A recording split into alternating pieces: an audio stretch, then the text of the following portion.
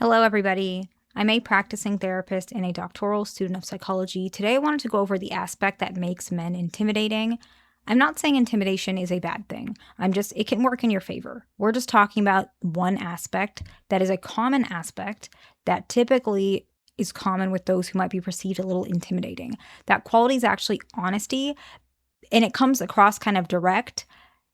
The reality of this type of honesty is it's when others might lie or bend a public opinion. So you are honest where maybe another person might not have been as honest as you have been. That's a very common trait that I see among men who might be perceived a little bit intimidating. And what does that look like? Well, I want to break that up so that you can evaluate if you're not sure if that's you or not, okay? The first one is actually, it doesn't necessarily mean that you're not nice. See, this is the part that a lot of people think. People think this person who's intimidating is very mean. And you might think, well, I'm not mean, so there's no way that this can be perceived. It's not like that. Actually, it's the opposite. You are genuine and kind when that's how you truly feel. However, if that's not how you feel, you're not going to sugarcoat it. That's what I mean by genuine honesty. So you are nice. You're actually very nice because you're honest about it. You're genuine about how you feel about something. So I want to give an example, and I've had a lot of calls with a lot of you guys, and a lot of you guys, at least the people that I've had calls with, and I'm not sharing anyone's information in particular, I'm just sharing a pattern. I notice that you guys are very hard on yourself and you have a lot of trauma, which, that's something that a lot of people have. That's okay.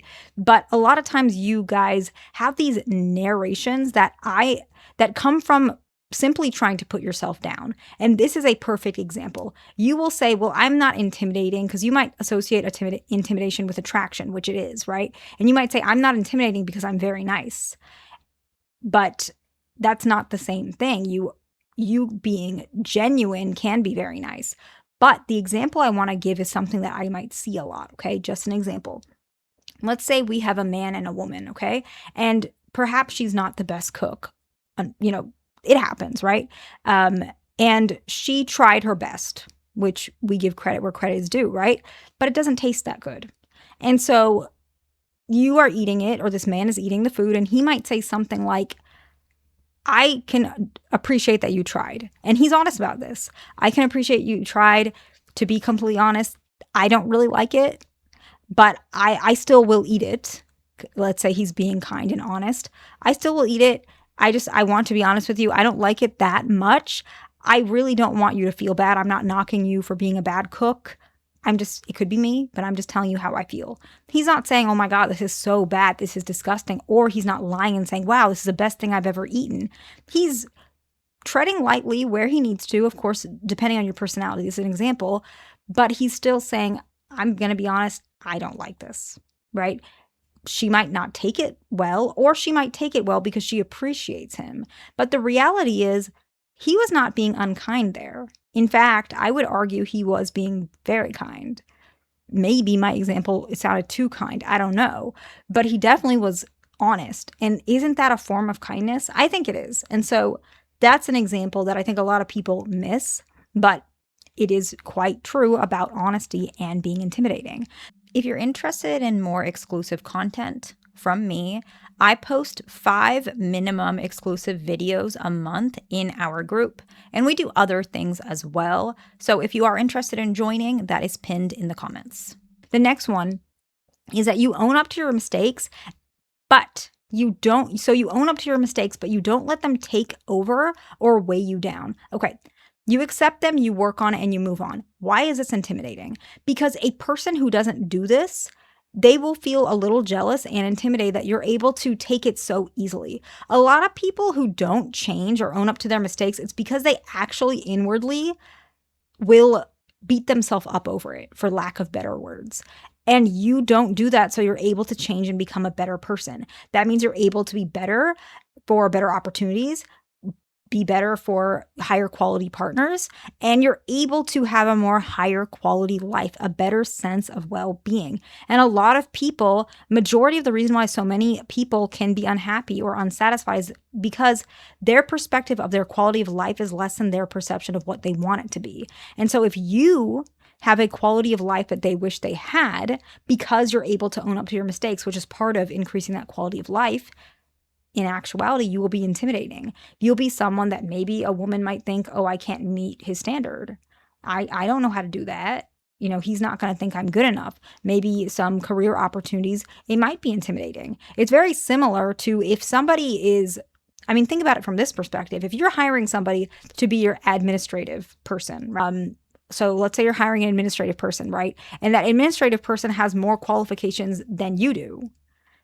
You might have a job for them, but it's definitely not the administrative role. But if you're feeling like, oh, this person has more than me, they're better than I am, you might feel, oh, I'm a little intimidated.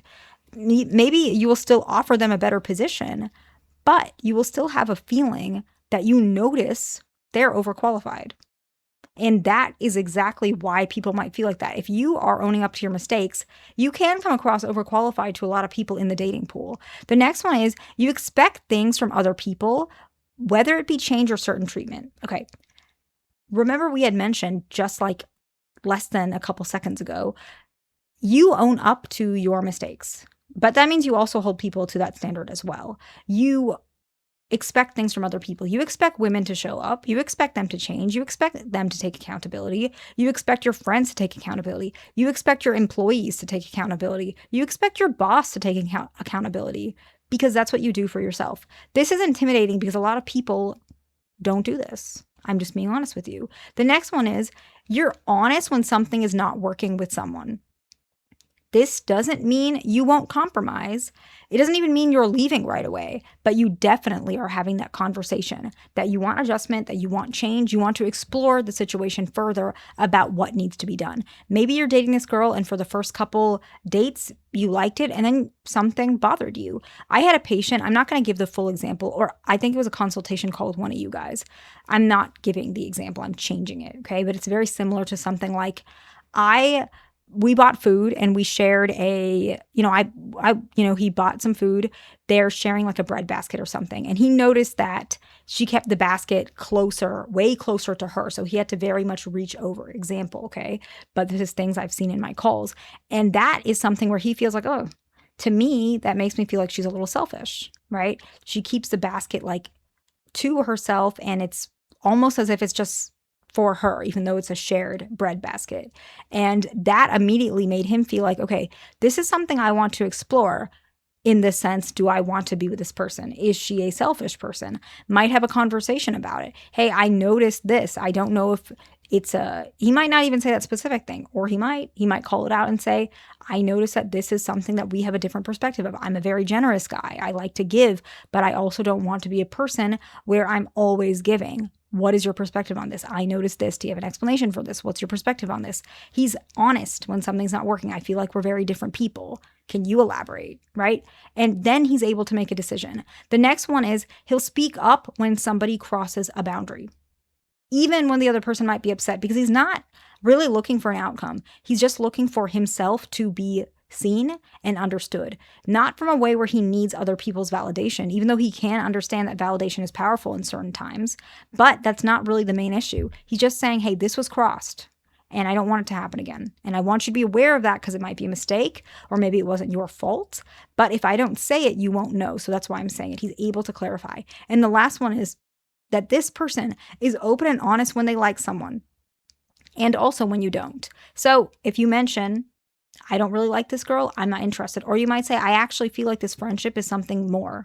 And I'm starting to think that we have a connection. What's your perspective? Because I would like to explore that with you. And so I hope this video was helpful to somebody. Please like, subscribe. I'll see you in the next one.